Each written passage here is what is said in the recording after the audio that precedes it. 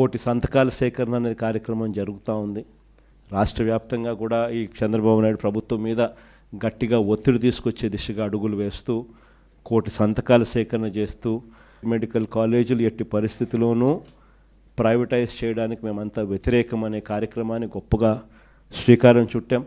ప్రతి గ్రామంలోనూ రచ్చబండ అనే కార్యక్రమాన్ని లాంచ్ చేస్తూ అక్కడే కోటి సంతకాల సేకరణ కూడా శ్రీకారం చుట్టూ అనుబంధ విభాగాలు ఒకవైపున వేసుకుంటూ మరోవైపున కోటి సంతకాల సేకరణ చేసే కార్యక్రమానికి శ్రీకారం చుట్టాం.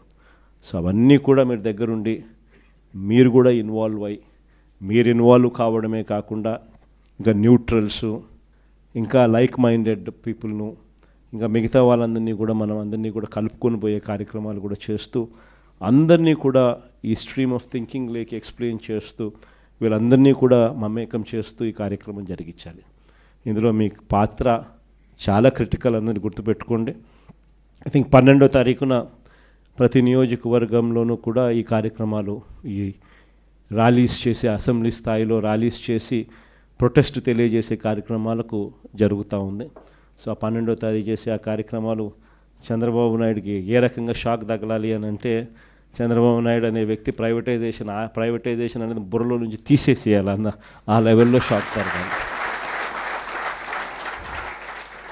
సో అక్కడి నుంచి అడుగులు స్లోగా ముందుకు వేస్తే పోదాం. ఐ థింక్ డిసెంబర్ నాటికల్లా ఫీజు రీయింబర్స్మెంట్ మీద కూడా ఐ థింక్ చంద్రబాబు నాయుడుకి సఫిషియెంట్ టైం ఇచ్చినట్టుంటుంది. దాని తర్వాత దాని మీద కూడా గేరు మార్చి చంద్రబాబు నాయుడు మెడల్ వంచే కార్యక్రమం కూడా అక్కడ కూడా మొదలుపెట్టే కార్యక్రమం కూడా చేద్దాం.